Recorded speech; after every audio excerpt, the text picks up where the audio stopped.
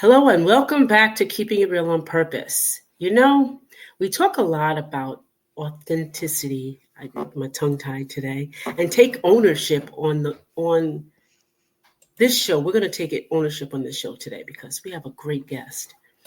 But what happens when you're doing all the personal work and you still have to walk into a toxic meeting or handle a colleague who's constantly derailing things? How do you keep it real without losing your job or your sanity? Great question, right? That is exactly why I'm thrilled to introduce my guest tonight. She is an author, a coach, and an absolute powerhouse, the emotional intelligence specialist, Amy Jacobson. Amy's entire philosophy, tongue-tied again, is centered on giving people the tools to truly own their shit. Don't think I didn't see that on the website. Take control and be unstoppable. Her work beautifully bridges the gap between what is happening in our brain and how we show up in the workplace, especially when things get messy. Her books, including Emotional Intelligence Advantage, are mandatory reading for anyone who wants to stop being reactive and start being strategic. Amy, welcome to the show. Thank you so much for having me, Edna. It's great to be here. I am excited to have you on. So I was reading your book. I really was. I was like, the title can't be that simple. It can't be that simple. But, I work on my emotional intelligence all the time. It's always inner work. It's not, I'm not verbalizing it all the time, but it's internal. I'm always doing something internal, So I'm working on it all the time. I'm always working on it. Reactive. I like how you break down reactive. That's a great thing. Yeah. But tell us about yourself, because I'm already started. I'm on the roll already. I love that. I love the energy that's coming with it. Yes, I'm based in Australia, as you said. I'm absolutely fascinated with the mind. So the emotional intelligence side, I think, coming from the corporate world and working in those areas for so long, it just become really evident that a lot of the time it's not, what we're selling. It's not the business we're working in. It's how the people are communicating and how the people are actually working together that determines whether the business is success or not. And it's always, when you look at those workplace environments, we throw together some of the oddest mix of people, Right. People from completely different skill sets, backgrounds, and we just expect them to get along instantly. It's like, we're going to put you in the same area, we're going to have you doing the same thing and just do it and do it well. And when you bring human beings together, it's just not that easy. It's not. Right? It's not. And I think, workplaces these days they're changing and in a really positive way, really positive way, in that we're encouraging people to have a voice. We're encouraging people to be themselves. We're encouraging people to bring their whole selves to work and speak up. But with that comes a lot of different opinions. With that comes a lot of different ideas as well. So we're seeing emotional intelligence just become more and more important in the workplace, while we're asking people to be more authentic. Because when somebody has a different opinion to you, or has a different style to you, or has a different approach to you, it's going to take your emotional intelligence to be able to work out the best way to work with them and to be able to leverage that rather than to push against it or defend against it. That's good. That's good.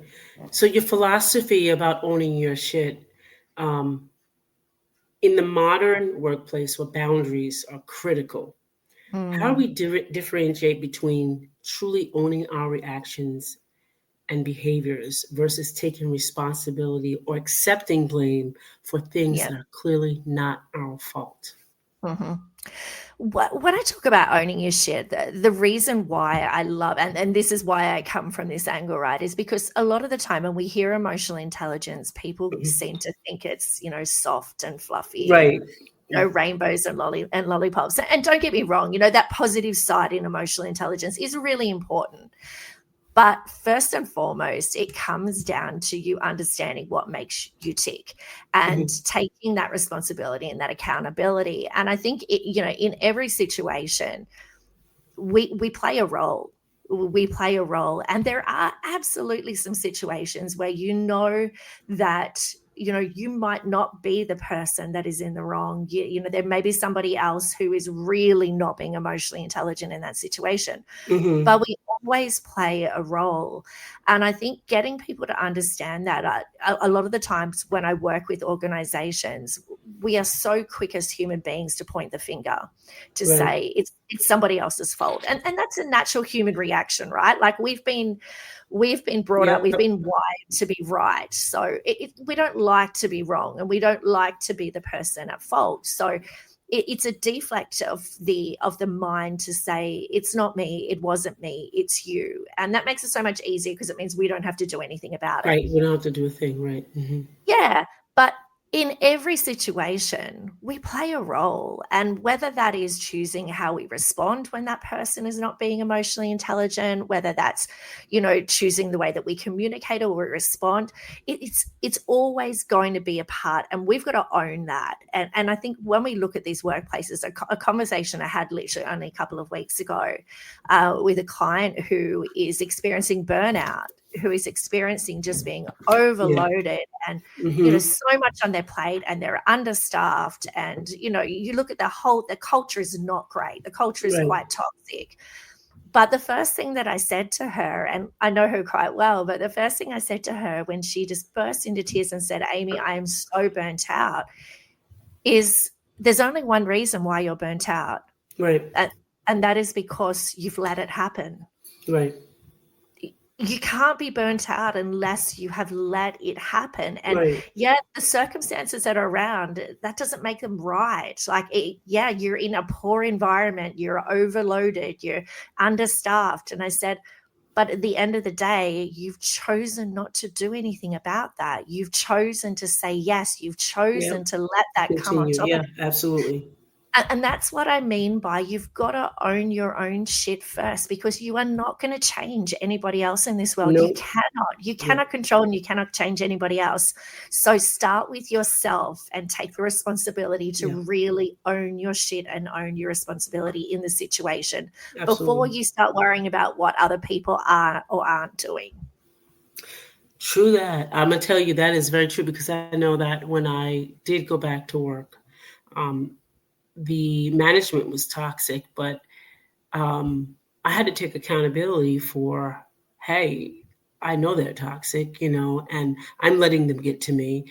And should I stay in this, That's right. And my ego was like, I could change them because I'm so positive. Yeah, okay. It didn't work. That didn't work. All it did was drain me, and it burnt me out, because I was doubling my energy, to drown their energy out. But they were like that. They vibrate low anyway. So it's like, it doesn't bother them. Exactly. So I had to make some big choices and say, hey, I got to take responsibility, because I'm seeing the red flags, and I'm just saying, I'm collecting them, putting them in the back seat, hey, I'm riding around with them, And you can't do that. Once you see the red flags, you can't collect the red flags. You got to either correct them, but don't collect them, or do something about it that you don't have to deal with it. That's really it. Exactly right. And I think that's a really common experience that people have, Edna, that, when they know they're in a toxic environment, or they know that their manager or their leader isn't a great leader or a manager, you've got to make a choice. And there usually is, those three choices that you've got there. Like, you want to speak up, you want to flag it, you want to influence, you want to, to manage up and do as best as you can to help them, because sometimes those people are not aware of it, that they don't know what they don't know, right?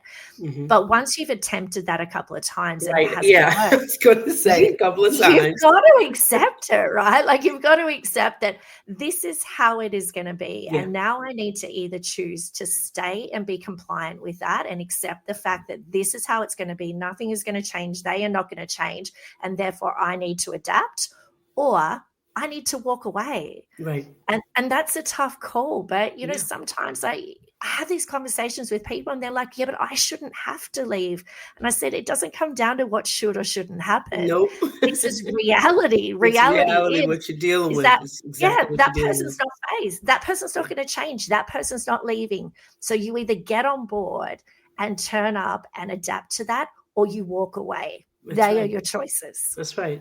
That's right. There's nothing else, and I know that I've talked to some people with some of my clients, because a lot of my clients are either transitioning into entrepreneurship, or they're coming from the corporate world and they're transitioning into their own business or whatever they want to do. Mm-hmm. Their first words, I hate my job. Yeah. I hate it. But economically, I got to stay there. I said, do you? I said, do you? Yeah. What I said, you if you get sick, you pay more in your sickness than you do pay in your wellness. And that's they was right. like, oh, I never thought about that. Yeah. So I understand that. I hear that a lot, as I know you do as well. Yeah. So I want to pivot a little bit to types of workplace changes that you wrote about.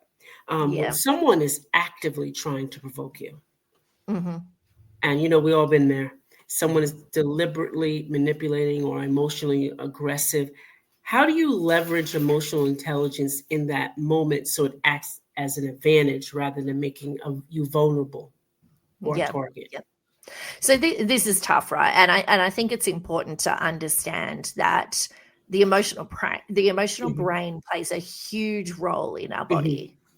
So to think that you're going to get it right every single time first go is not realistic. Yeah. There are going to be times that the way in which we are wired, we have something called an emotional hijack, where our emotional brain can take over our logical brain, and it does it quite frequently. So I think the first thing that I always say to people is to know that this isn't something that you're going to be able to master and then forever get right. It just doesn't work like that. But practicing it and understanding and being able to recognize when your emotional brain is stepping in and driving rather than your logical brain. So when you're confronted with somebody who is really pushing your buttons or challenging you, it quite often the part that they're pushing, or those buttons that they're pushing, are in our emotional brain rather than our logical brain. Right. So to respond with logic becomes quite hard, because as soon as that emotional brain has been triggered, it therefore comes to the forefront and it is driving. So you are more likely to respond to somebody who has come to you and actually pushed your emotions or triggered your emotions. Mm-hmm. You are more likely to respond with your emotional brain, right? Because that is the one that is at the forefront. So the best thing you can possibly do in these situations is you really want to focus on the fact that the emotional brain is there, but you want to engage your logical brain. Now, there's a few different ways that we can do this. The first thing is pausing and allowing time. So if you kind of picture in your mind, you've got this kind of like this race, I guess, between the emotional brain and the logical brain. And when somebody says something that hits really hard or kind of offends us, or it's not right, or it triggers an emotion, it is going to be your emotional brain that responds first, and then it's going to be followed by your logical brain. Gotcha. Now, for everyone, the speed in which your logical brain comes into play is going to be very different, right? So when I say pausing, the whole purpose of pausing is to allow time for your logical brain to catch up and hopefully overtake your emotional brain. Now, depending on how intense your emotions are, if somebody's triggered an emotional response and you're coming at a 9 or 10 out of 10 severity level with that emotion, then it's going to take a fair bit for your logical brain to actually get in control of that and be able to step forward. So having the ability to be able to just breathe 3 deep breaths and just think about the situation before you emotionally respond is giving yourself a chance for your logic to kick in. And I was listening to a podcast the other week, and it was Brené Brown's latest podcast with Diary of a CEO, so Stephen Bartlett. And we know that, Brené Brown, when it comes to emotions, she's the guru. She knows emotions inside and out, the true meanings of these emotions, right? And when you listen to her speak, or when you listen to any podcast that she's on, you'll notice that she is the master of pausing. to the point that when I was listening to this podcast, I had to check my phone 3 times to see whether it had actually cut out. Yeah. But it shows that she understands the impact of the emotional brain so much that being able to pause and be comfortable in silence while your mind processes what's happening, while your logical brain kicks in and says, okay, what is happening right here? So when you're in that situation, 3 deep breaths, just allow time for it to kick in. Yeah. The other tip that I would say is that if you don't get it right, which there is a chance you are not going to get it right, the way you then respond when you don't get it right is one of the greatest measures of emotional intelligence. So having the ability when your emotions jump out and you respond in a way that you're not happy with either, but having the ability to stop and turn around to that person and saying, you know what, that didn't go too well, or I'm not happy with how I responded there. Can I try it again? Or I'm sorry, or I apologize for that situation. That holds so much more meaning and will gain so much more trust and respect from other human beings, knowing that A, you're not perfect, but B, you are real and authentic and you're not always going to get it right. But you have the ability to be able to own your shit and know I didn't get it right. How can I correct that? How can I apologize? How can I now move forward with it?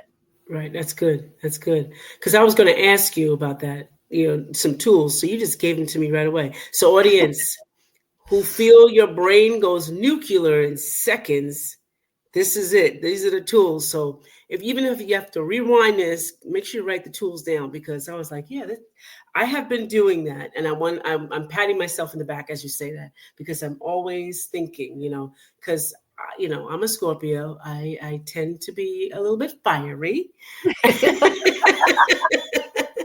And I've learned to pause. I think it through. Even when somebody, what they call subs, they throw subs at you. I've learned to think it through, because, and I call it, my old Edna could say some stuff that would snatch her soul, but why? Why would I expend much energy to you? I know I can't control how you act, but I can control how I act and respond. And that pausing, I've been doing it for the last year, and it's getting better and better. So when you said that, I was like, yes, thank you. It's getting better and better. I'm learning to pause no matter what's been said. I won't even take a phone call if I have to make a decision that hour, that second. It's like, no, give me the information. I'll figure it out later. But no, I won't make a decision right away. Because sometimes you can be doing things in emotions. That's how sales works, and I'm a sucker for it as well. I was going to say, I'm a marketer's dream, because my emotions are like, yes, let's do this. I definitely think yes. You'll say never yes. Going to use. Yes, you'll say yes. I tell people all the time, they'll call me. I was like, did we make an appointment? They get thrown off. They're like, no, but we're calling. I said, I don't make impromptu decisions right away. And I hang up, because I used to do it a lot. Like, stuff be coming in. You know how, remember QVC when it was around? I think it's QVC. Okay. I had stuff. Okay. I had stuff. But I've learned, and those are such good tools, audience, such good tools. Now, in an organization that perhaps has a toxic culture, where aggression or emotional suppression is implicitly rewarded, and I've been in one of those places. How can an employee who generally prioritizes high emotional intelligence not just survive, but truly thrive and make competitive advantages? Because emotional intelligence is a skill, right? It is something that we learn.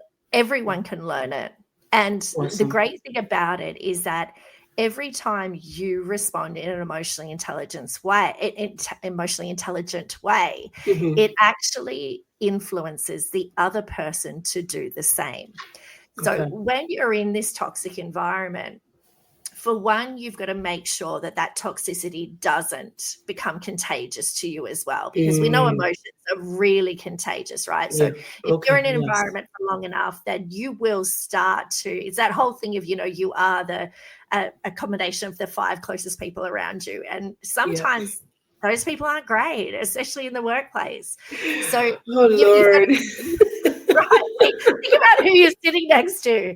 But you've got to be really aware to make sure that you are not contagious and you're not picking up those other emotions and those other vibes, but also to know that there's benefit in our emotions being contagious, because you can be contagious to the people around you. And I've seen it happen.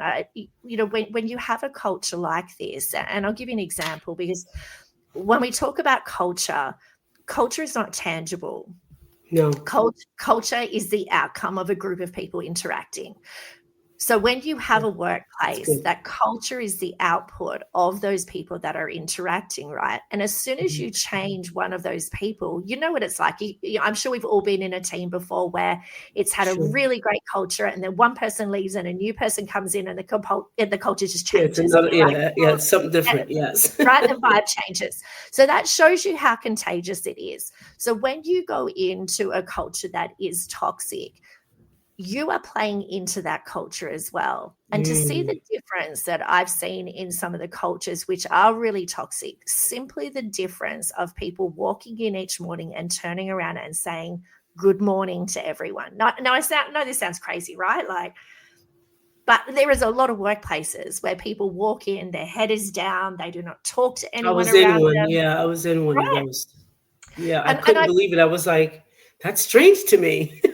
Yeah, me too, right? I'm thinking, what is going on here? But even the difference, because as complex as our brain is, there's some really simplistic side of it in that we create these habits, right? And these expectations, and those habits and expectations create that culture around us. So when you're in a culture like that, if you conform to that culture, you too will walk in and say, okay, this is how it works. I walk in the door, nobody talks to each other. Everybody sits down, just head down, does their work. There's no social shitter.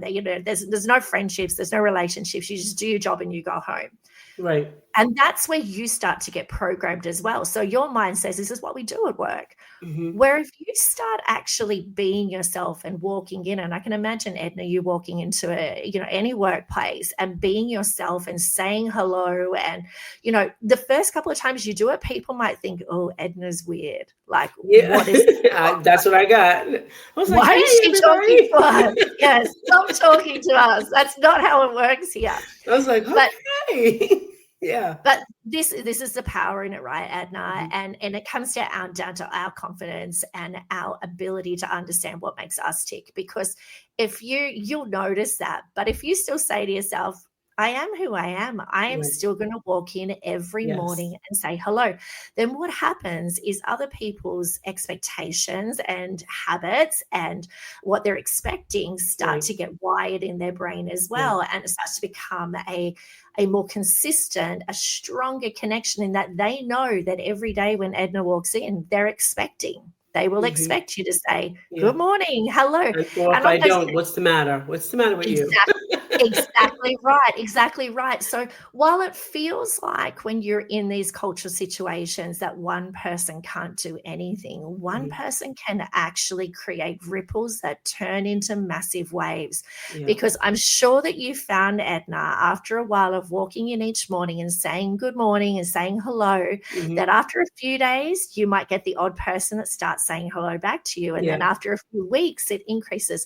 And then you get to the point where at some point in time, you'll walk into the office in the morning and someone will say hello to you before you even say hello to them. Yeah, it's true. And this is a very simplistic example, right, of how it works. But this is how you create culture. This is how you create standards in a room. And this is how our military creates standards, right? These are the expectations. This is how it works. And when you're in a toxic environment, you play a role as well. You can influence that, and you won't change everyone. You definitely won't change everyone. Gotcha.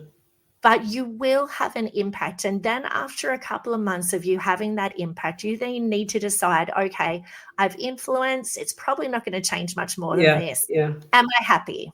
Yeah. And if I'm happy with this, to come in and do this every day, then stay. But if your answer is no, and you're frustrated, or you're starting to catch some of their emotions, or you're not happy, then own your shit and make a decision. Yes. Go. That's exactly right. It's just sometimes we overthink it. Yes. And I think, when you take that example and you turn it into the way that people communicate in meetings, the way that people form relationships, it's all the same. It just starts with us forming those little habits and those standards and those expectations to say, here is what to expect from me. Here is how I'm going to go about it. Here are my expectations. And seeing that culture actually be created. That's cool. That's good. That's very good. So, Amy, let's talk about your book now, because you've answered all. I had other questions, but you just answered them all. So, audience, I hope you all have a pen and paper. Make sure you write this down. But I just wanted to tell you, I love the book. It took me a minute to read it because I was like, okay, this is getting on my nerves. It's getting on my nerves. It's calling my shit a shit. So I was like, okay. And I had just right? Yes. So I was like, okay, I gotta breathe through this. And it's like, okay, I own some of that. And it made me categorize a lot of things. It really did. And to see that I did make a difference, because I was always kicking myself. It was a waste of time. But just reading this, I made a difference. Now people probably say hello to each other, because, you made a ripple effect. But the emotional intelligence advantage focuses on complex challenges, right? What's the one unstoppable truth about high stakes workplaces that have conflict for most people that most people and employees experience? The conflict, it definitely comes down to the communication. And I think it's around that difficult. Exactly what the clear topic of this book is around difficult conversations and change, and they go hand in hand. And I think this is the most challenging thing that we're hitting in workplaces at the moment, because there is so much change happening, and not just so much change, but the size of the change is huge. Is huge. And with the size of this change, it's really challenging people's minds, because it is causing alarm bells, because it doesn't align to the wiring in our mind, those habits that we've created, right? Our mind's going, hang on, we do not do it that way. We do it this way, and this is the way we've always done it. So what that then leads to is really difficult conversations, because when our mind has got these alarm bells going off, it goes into that defense mechanism. It goes into that fight or flight response.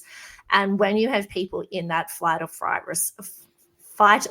response, it means that emotional brain is kicking in. So therefore, you have people attempting communication based on an emotionally driven mind with very little logic in play. So when we have these difficult conversations, we tend to get caught up in the winning side of things. Gotcha. So how do I win this conversation? How do I feel like I'll walk away being right?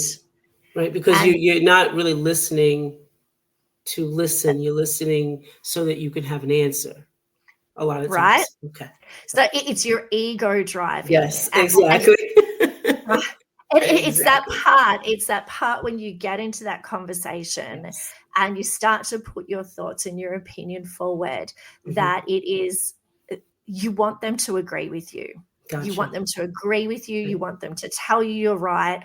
And that's just, again, not realistic in a lot of situations. So as you're coming into these really difficult conversations that are happening in workplaces, it's having the ability to actually understand what is happening in your mind at the time and why you are feeling that way.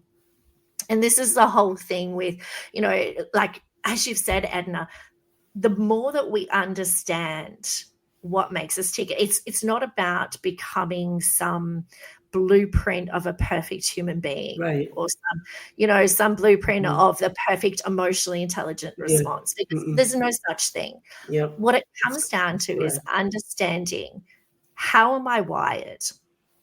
And this wiring comes from things like our relationship with change. Right. It comes to things like, how do we control our different emotions, and how do we actually understand that there's no such thing as a bad emotion, but what there is the appropriateness and the severity level. So it's not about changing who we are, it's about understanding who we are and then working with that. So when we were just saying before that, that you and I are great for marketers because, well, you in the past are great for marketers because we get so caught up on the emotion side and we're like, yes, I'll take 10. That's being emotionally intelligent is not about changing the wiring of who I am and saying, okay, I don't want to be that person anymore. Being emotionally intelligent is about understanding that is how I'm wired. So when I'm in a situation like that, I am more than likely to say, yes, I'll take 10. So therefore, I will put things in place like pausing. Therefore, I will put things in place like this to be able to approach it in a different way, to work with it rather than against it. Yeah, it works. So when you're in these workplaces and you're in these tough situations that I talk about in the book when it comes to change, we know that there's going to be some people in the workplace that absolutely love change, that change for the sake of changing, because that is how they're wired. They've been brought up with constant change, and to them, constant change is normal. So when change comes into play, they're like, yes, let's do it. Like, I need change. I want something different. Right. But there are going to be other people in the workplace who have grown up in the same town their whole life, have lived in the same house, have done the same things, have had the same friends.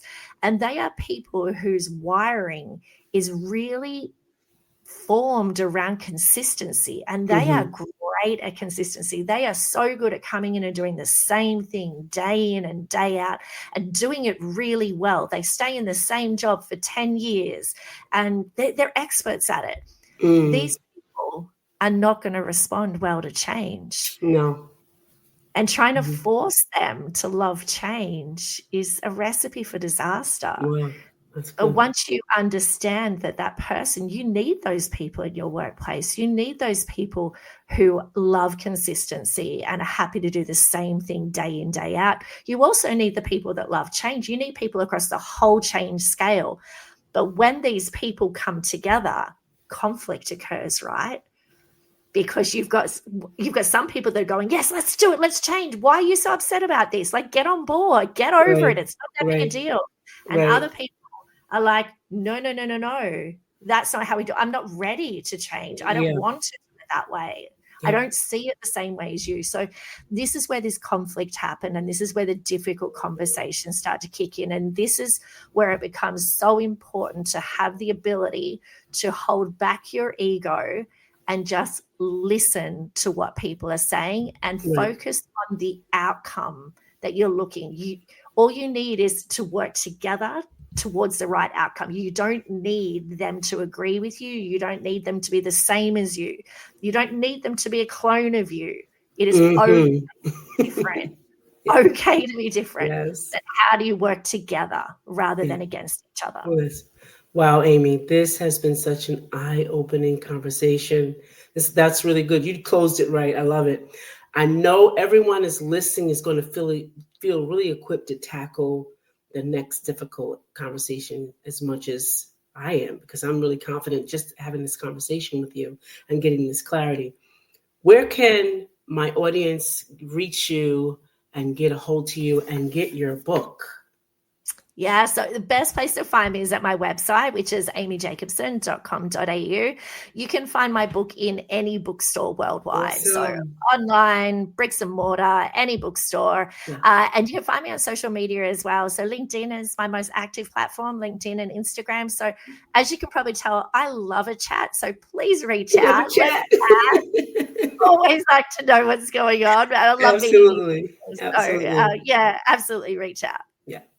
So audience, you really need to check out Amy's book, because when I read it, it checked me out too. I truly Thank you for being here, Amy. You didn't have to be, but you're here to explore coaching or speaking or anything like that. But you were here, so I thank you for that. Again, if you want to reach out to her name is her website with UK at the end, right?